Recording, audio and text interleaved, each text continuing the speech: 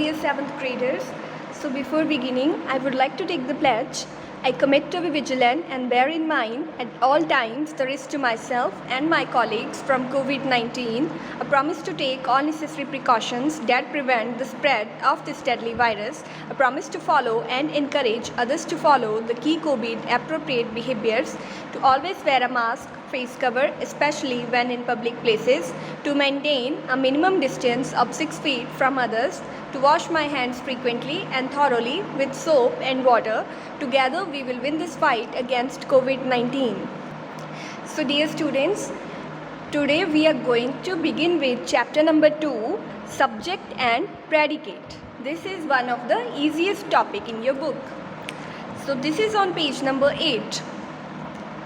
So every sentence has a subject and a predicate. So सभी sentences में एक subject और predicate होता है. The subject tell us who or what the sentence is about. Subject से हमें पता चलता है कि sentence किसके बारे में है.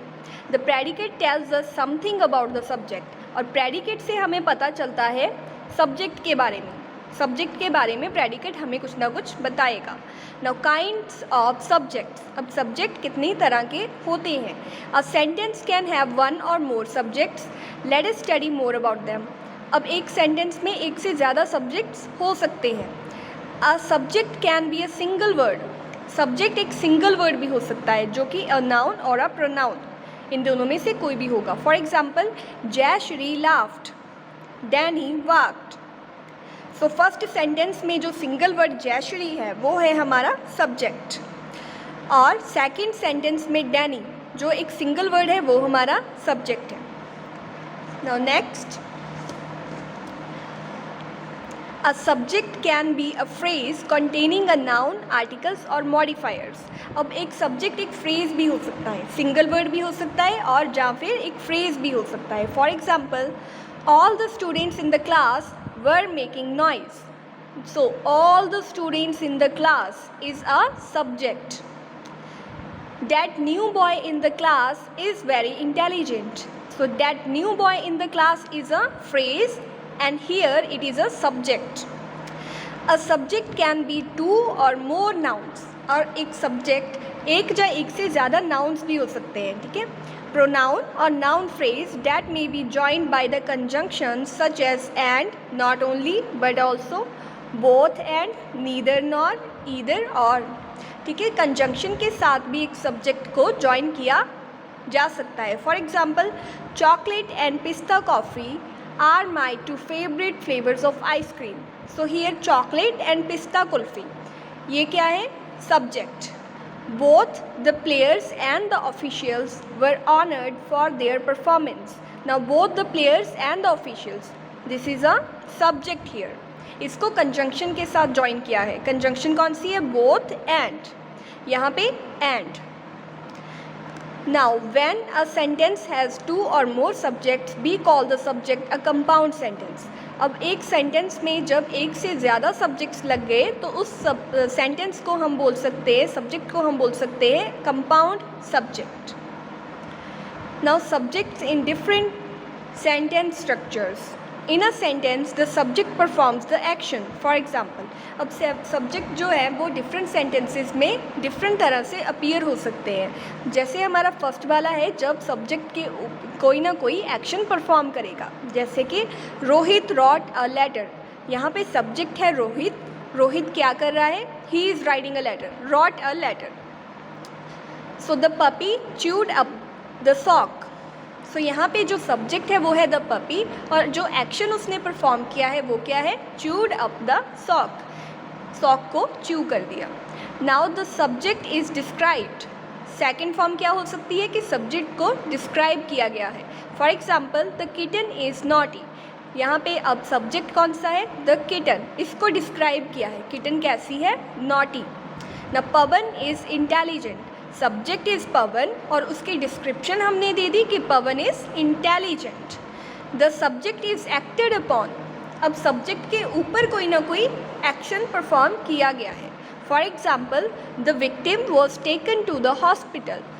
The victim is the subject और उसके ऊपर कौन सा एक्शन हुआ है, he was taken to the hospital. उसको हॉस्पिटल लेके जाया गया. She was attacked by a bear. She is a subject और उसके ऊपर जो एक्शन हुआ वो क्या है कि उसके ऊपर बेयर ने अटैक किया। न स्पॉटिंग द सब्जेक्ट, अब सब्जेक्ट को एक सेंटेंस में आप स्पॉट कैसे कर सकते हो, फाइंड कैसे कर सकते हो। To identify the subject in a sentence we should identify the verb. So subject को आइडेंटिफाई करने से पहले आपको वर्ब को आइडेंटिफाई करना पड़ेगा। Once the verb is identified we should ask the question who or what is doing the action or who or what we are speaking about. So जब एक बार वर्ब आपको आइडेंटिफाई हो गई उसके बाद आप क्वेश्चन कर सकते हो कि who or what are is doing the action or who or what we are speaking about. Let us learn to identify the subjects in different kind of sentences. सो देखते हैं पहले डेक्लरेटिव सेंटेंस में आप कैसे सब्जेक्ट को identify कर सकते हो। In declarative sentences the subject usually appear before the verb.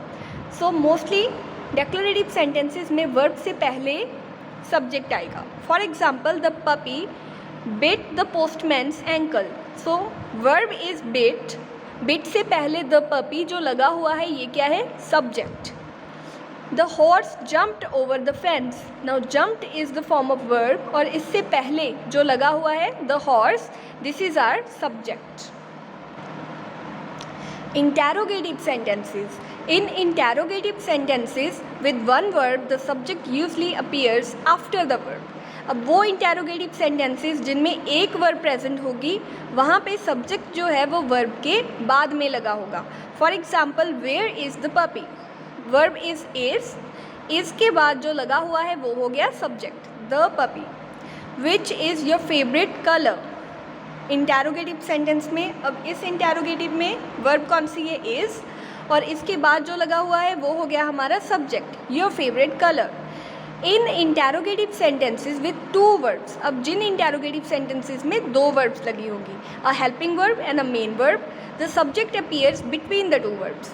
वहाँ पे जो सब्जेक्ट होगा वो दोनों वर्ब्स के इन बिटवीन होगा। For example do you play cricket, do and play यहाँ पे दो वर्ब्स हैं, इनके बिटवीन क्या है, यू।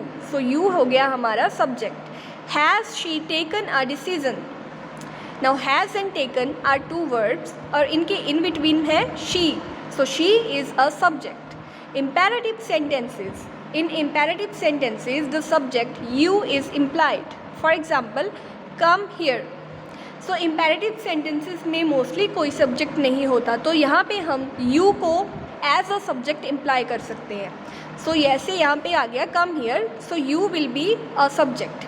क्लीन योर रूम, तो यहाँ पे भी आप यू को इम्प्लाई कर सकते हो as a subject. Now exclamatory sentence, in exclamatory sentences the subject generally comes before the verb.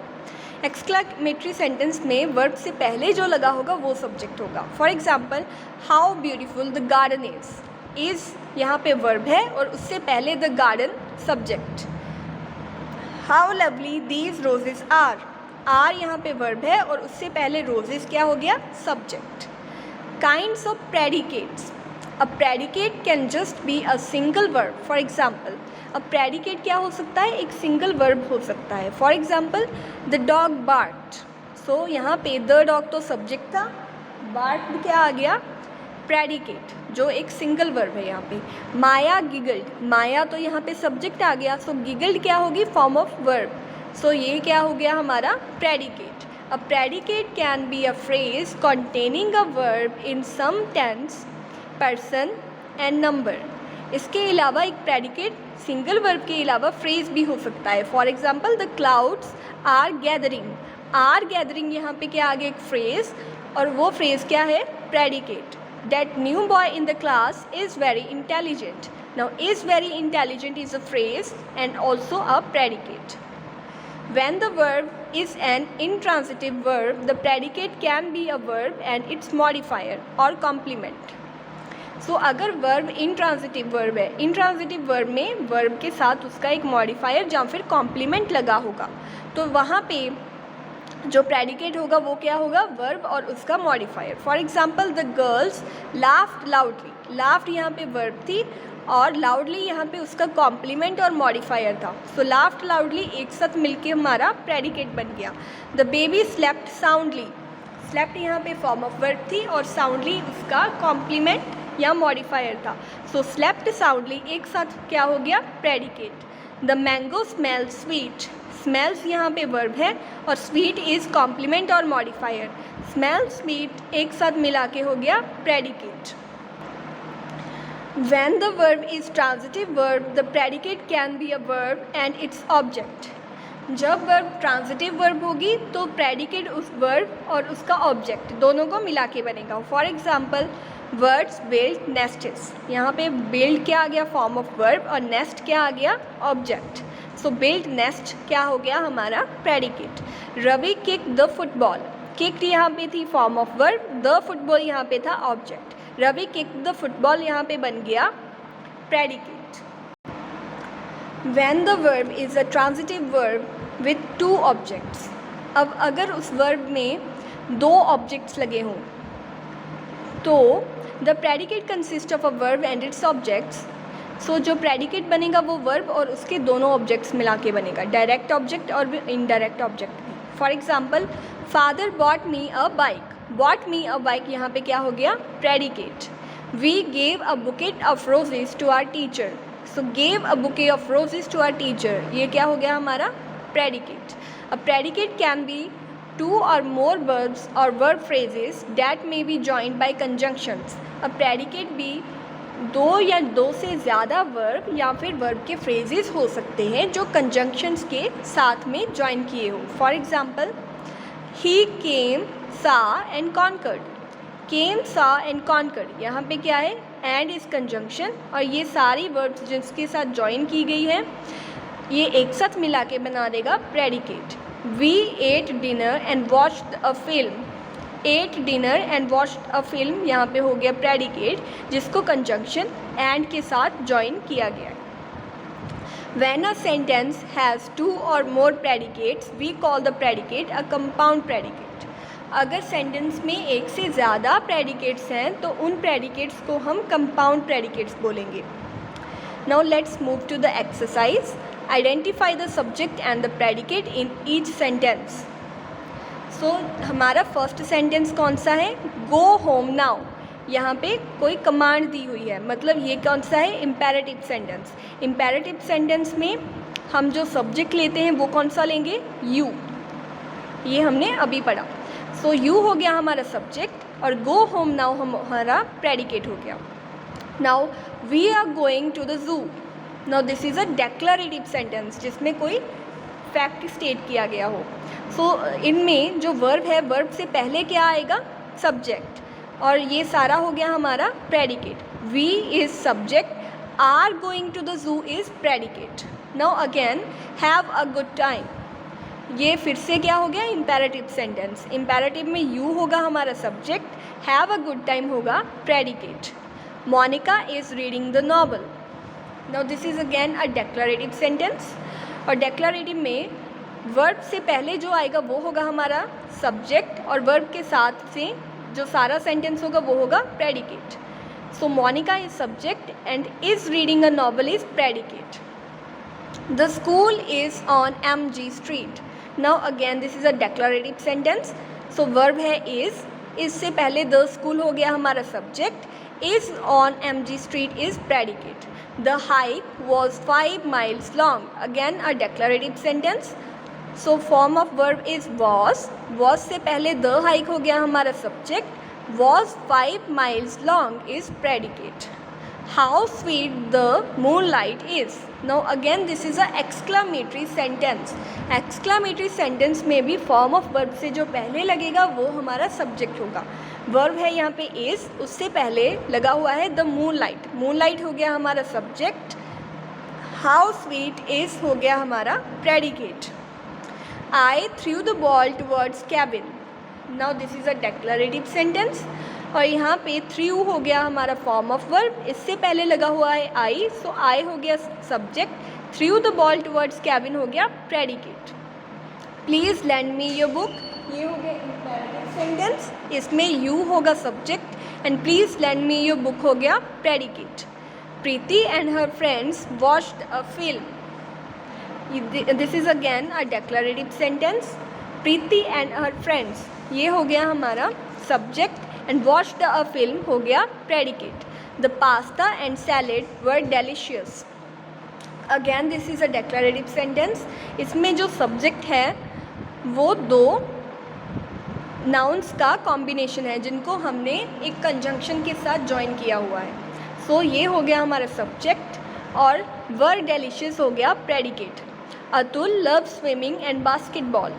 Again a declarative sentence. Atul हो गया यहाँ पे सब्जेक्ट और लव स्विमिंग एंड बास्केटबॉल हो गया predicate. The hairdresser cut my hair and style it. Again a declarative sentence. The hairdresser is a subject and cut my hair and styled it is a predicate. Riya walked or cycled to school every day. Again a declarative sentence. Riya is a subject and walked or cycled to school every day is predicate. French fries and burgers are bad for you. Again a declarative sentence. Now French fries and burgers, two nouns joined with a conjunction, so this is a subject and are bad for you is predicate. They went to a play on Saturday afternoon. So they is the subject and went to a play on Saturday afternoon is the predicate. The little puppy and the old cat are friends. The little puppy and the old cat is the subject here and are friends is the predicate. So this is all, dear students. All the very best. Thank you.